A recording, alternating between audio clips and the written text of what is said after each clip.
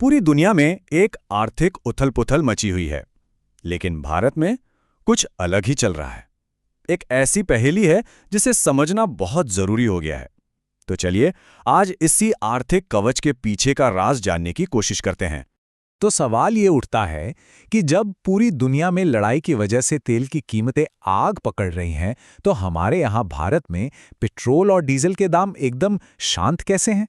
मतलब बिल्कुल स्थिर। क्या सरकार के पास कोई जादू की छड़ी है? चलिए इसी गुत्थी को सुलझाते हैं। और देखिए, ये जो वैश्विक संकट है ना, ये सिर्फ हेडलाइंस की बात नहीं है।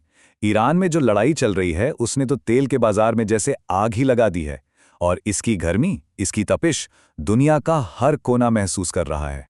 तो सबसे पहले ये समझते हैं कि ये जो हैरान करने वाली शांति है, ये जो प्राइस फ्रीज है, ये आखिर आया कहाँ से?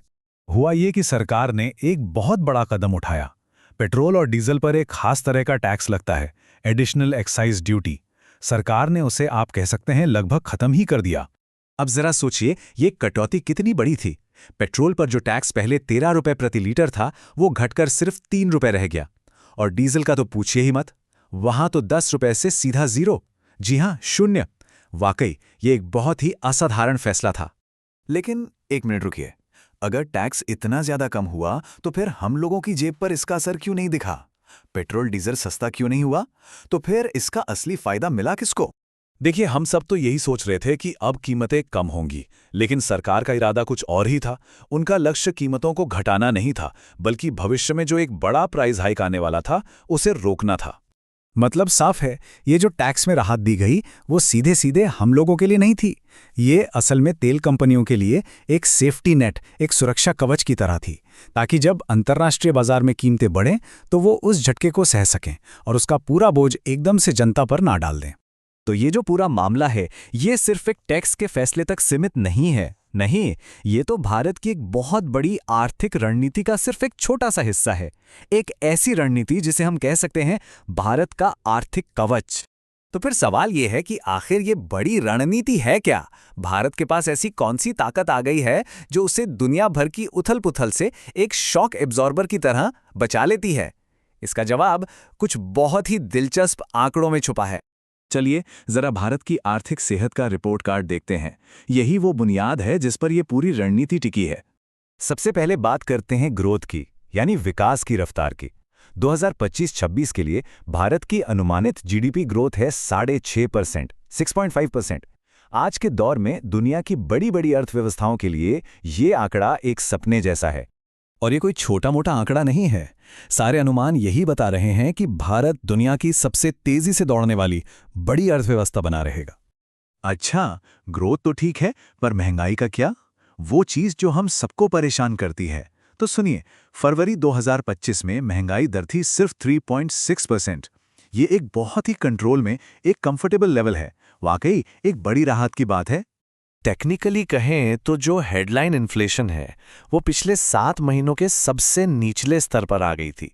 इससे ये साफ संकेत मिलता है कि कीमतें काबू में रखने की जो कोशिशें हो रही हैं, वो काम कर रही हैं। देखिए, अच्छी ग्रोथ और कम महंगाई का असली फायदा तो तभी होता है जब लोगों के हाथ में काम हो, रोजगार हो। और खुशी की बात यह है कि इस मोर्चे पर भी खबर अच्छी है। शहरी बेरोजगारी दर 6.4%, ये एक रिकॉर्ड निचला स्तर है। जब से ये सरकारी आंकड़े रिकॉर्ड किए जा रहे हैं, तब से लेकर आज तक का ये सबसे निचला स्तर है। ये अपने आप में एक मजबूत होते लेबर मार्केट का सबसे बड़ा सबूत है। ये जो तस्वीर है ना, ये पूरी कहानी एक साथ कह देती है।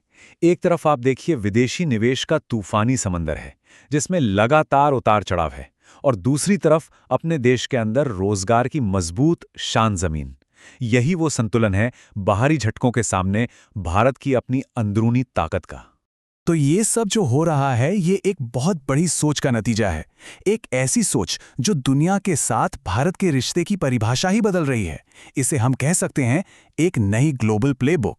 देखिए, कई दशकों तक पूरी दुनिया एक ही फॉर्मूले पर चली। वो था क्लासिकल ग्लोबलाइजेशन। मतलब बस व्यापार खोलो, कोई रोक टोक नहीं, जहां से सबसे सस्ता सामान मिले बस खरीद लो। लागत कम करना ही सबसे बड़ा लक्ष्य था।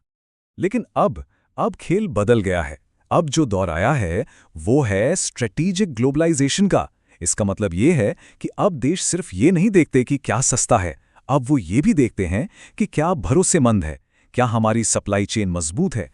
क्या हम अपनी ज़रूरत की चीज़ें खुद बना सकते हैं? और सबसे ज़रूरी बात, क्या हमारा अपना घर, हमारी अपनी इकोनॉमी मजबूत है? तो अब शायद तस्वीर साफ हो रही होगी। वो जो ईंधन टैक्स वाला फैसला था ना, वो इसी स्ट्रेटेजिक ग्लोबलाइजेशन की सोच का एक बिल्कुल सटीक उदाहरण है।